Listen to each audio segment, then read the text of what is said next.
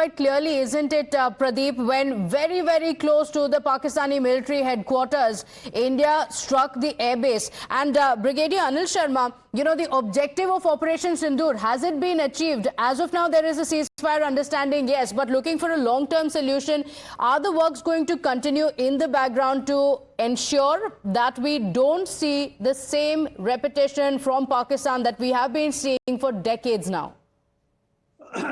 Yes, actually the Operation Sindhu should be continuing, and I'm sure it will continue.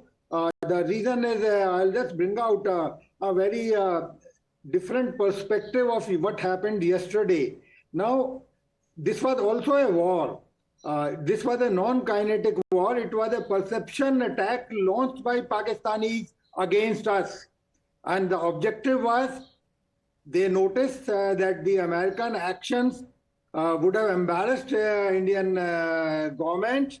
After that, when ceasefire was put in place, the violation was done with the purpose so that we in India think do not think very high of our leadership.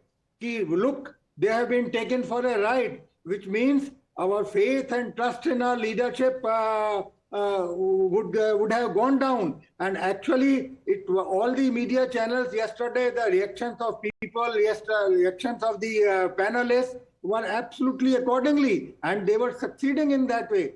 Now, the risk of perception attack is very much live. That is, forces at lower level, because of the provocation that has come, may retaliate out of proportion. And then they would have blamed us for ceasefire violation and also played it up in the international community. In fact, it was a very, very dangerous and sensitive attack. The only point is that even when I went back, I also quietened myself and I realized what they are doing. And this what Indian government also realized what is happening. We played patiently, our armed forces played patiently.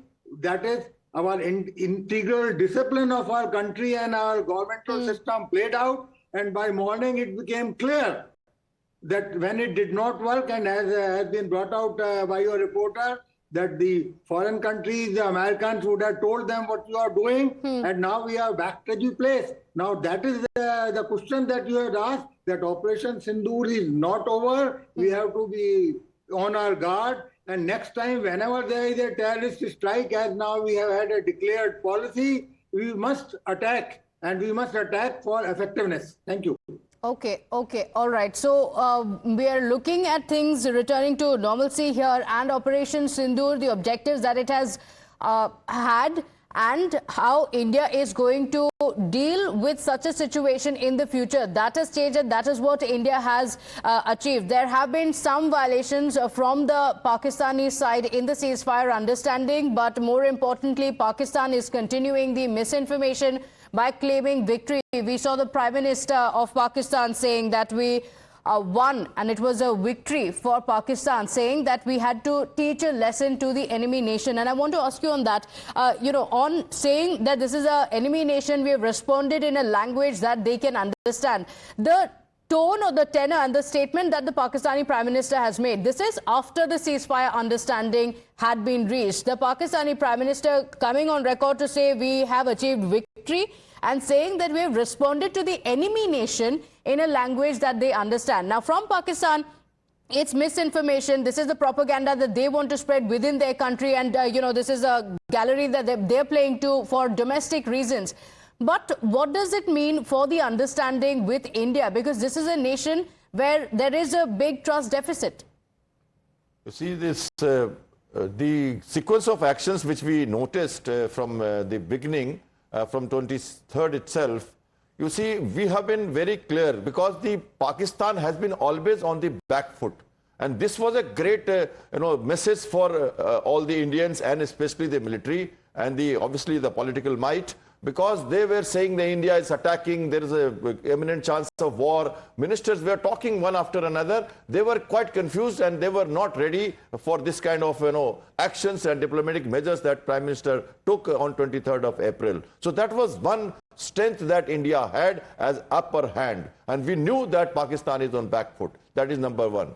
Number two, our military was given free hand. But at the same time, salute to the military discipline that the entire military setup has acted in a very, very professional manner in a restrained conditions, which is very difficult. It is very difficult for a person on ground to don't get provocated and don't retaliate in a manner which is not proportionate. So every time we have acted in a proportionate manner, measured, calibrated and calculated responses, which was coming down from the higher echelons, from the political will, and it was going down to the last man on the border.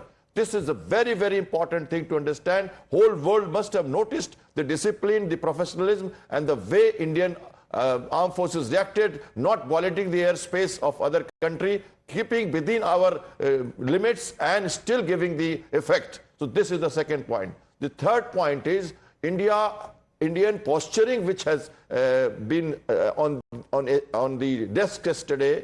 What it means, a naval officer coming onto the scene of action with the two other military officers and changing the posturing from the diplomatic endeavors to the military action.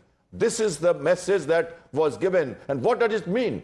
It means that the forces which were still working on the green room, on the background, which has not come in scene of action to the people, they are now ready. And that is a larger message for the world and to Pakistan, that we will choke you. We will poke you, we will choke you, and we will scorch earth. We will bleed you the way you are bleeding us. Next time when you say act of war, and it means a blockade, a complete blockade of Arabian Sea, and 80% of your commodities, your fuel, all the incomings will be stopped and you will be scorched. You will not be able to survive. And that is the message which came right from the naval officer, a commodore, that the act of war means belligerent country as per United Nations Law at Sea of 1984 Convention. Now we will be able to do that. Now, so far we were not able to do that. We will proclaim it. We will say that it is act of war, and we will declare blockade, and then you will not, without much military actions at the borders, you will find that this Pakistan will come to knees. That is what it means. Okay, and we are not going to let you go easy. That's a very clear message that India wanted to send out and has sent out as well. Yavar continues to stay live with us on the impact that we are seeing on the ground. Yavar, over the last few days, you've been witnessing firsthand on the shelling that has taken place from the Pakistani side and drones and missiles that were directed towards India. What is the situation there today? Well, it's a calm today. In fact, the Kashmir woke up with a calm. And there has been no ceasefire violation that occurred over the past, few hours, and there has been no drone activities. Though the Pakistan has violated the ceasefire agreement yesterday, soon after the India's announcement that it has been done on the track, but there was a strong message that was sent from the Foreign Secretary that the Pakistan on-ground commanders should look into it, and if they will not stop it, effective retaliation will be given. And after that, we have been witnessing that there's a calm on the borders along the line of control or in the international border. The Srinagar has also witnessed drone activities yesterday, but since the midnight there has been no activity that was observed all across. So yes, we can say that the better sense had prevailed somewhere, and eventually it's a boost for the security forces to the civilians as well, because Pratibha, you have been witnessing that how a destruction has caused extensively, particularly to the areas which lies close to the line of control or international border. We have been continuously covering that. I have gone to several villages. I saw how the houses were destroyed. I saw how the vehicles were destroyed, crops were destroyed. So this is somewhere that's been witnessed a positive move when it comes to the border life of the Kashmir Valley, all else in the Jammu, because over 21 people, among them one was a senior government official and a 2-year-old kid, were lost their lives in this past 4 days in a Pakistani shelling or else the other activities they carried out, be it in the Jammu, be it in the Kashmir or elsewhere. So yes, this was a thing that has been put in place. Yesterday when we spoke to the Omar Abdullah, the Chief Minister of the Union Territory, he welcomed the move. We spoke to the Mahbooba Mufti, the PDP chief, she also welcomed the move. So somewhere it wasn't widely appreciated all across, but yes, after the strong message that gave in from the Emir that there should be no aggression or any violation of this pact is what we have been witnessing through the midnight.